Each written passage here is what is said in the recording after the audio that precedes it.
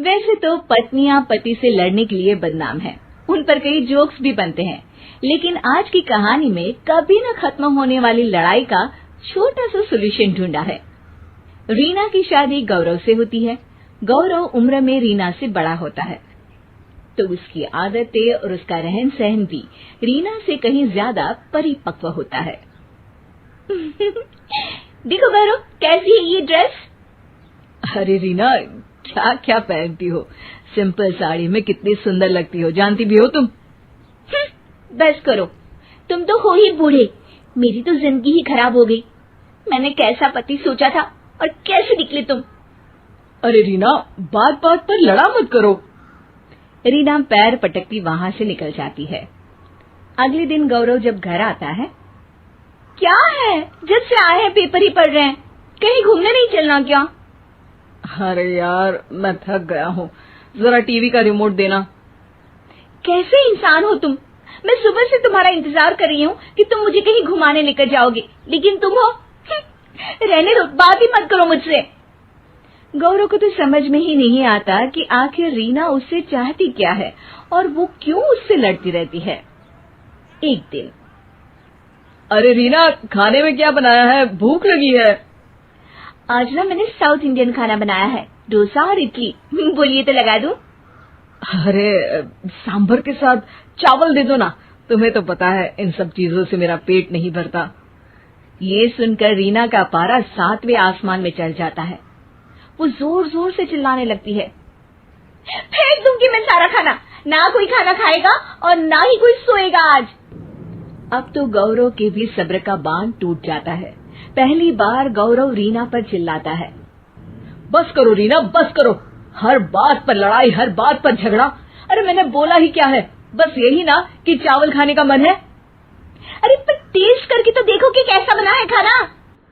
अरे तो ये बोलती ना कि टेस्ट करके तो देखो, मैंने कब मना किया? जब देखो तब लड़ाई, अब क्या खाना भी तुम्हारी पसंद का ही खाऊं?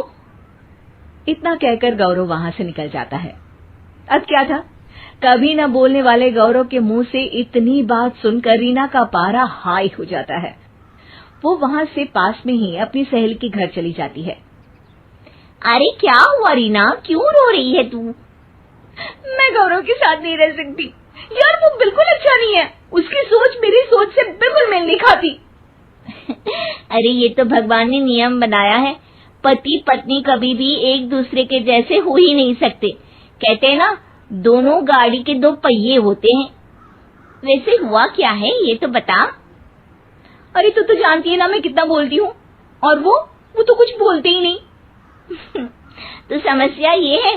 अरे नहीं यार, तो फिर समस्या क्या है?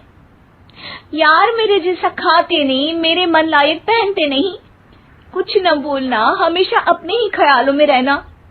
यार शादी की है, एक दोस्त की तलाश थी, ये तो बस ऐसा है कि जिंदगी खत्म होने का इंतजार कर रहे हैं। अच्छा, तो तुझे शाहरुख खान जैसा पति चाहिए जो बाइक में शर्ट खोलकर घूमे या फिर पत्नी के साथ रास्ते में गाना गाए? शायद हाँ, लेकिन वो तो फिल्मों में होता है ना। अब तेरे पति को ही देख ले, कितने हंसमुख है, जब देखो सबके बीच आकर सबसे बातें करते हैं, मस्ती मजाक, और ये एक कोने में बैठे रहते हैं या फिर अपने कमरे में ही बैठे रहते हैं।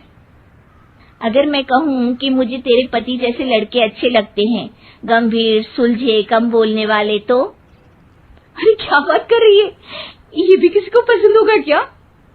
क्यों नहीं, मुझे नहीं अच्छा लगता। वो मेरी किसी भी सहेली के सामने आकर मजाक करने लगते हैं, हर वक्त बोलते रहते हैं। अरे मर्द तो शांत ही अच्छे लगते हैं। अब तो रीना के पास बोलने के लिए कुछ नहीं था। वो समझ रही थी कि उसे जो मिला वो किसी का सपना हो सकता है। तभी उसकी सहेली उसे कहती है, देख रीना, कभी दो संतों को बात करते देखा है, शांति से एक दूसरे के सामने बैठे रहते हैं, दोनों बात नहीं करते लेकिन फिर भी एक दूसरे को समझ जाते हैं। मैं तो यही कहूंगी कि तू अपने पति के मन को समझ, पहले समझ फिर समझाने की कोशिश करना, समझी? अब रीना को बात समझ आ गई थी। वो घर आकर गौरव के गले लग जाती है। गौरव कुछ कहता पर रीना उसे चुप कर देती है। अब आप जैसे हैं वैसे ही रहिए, मैं आपके साथ हर हाल में खुश हूँ।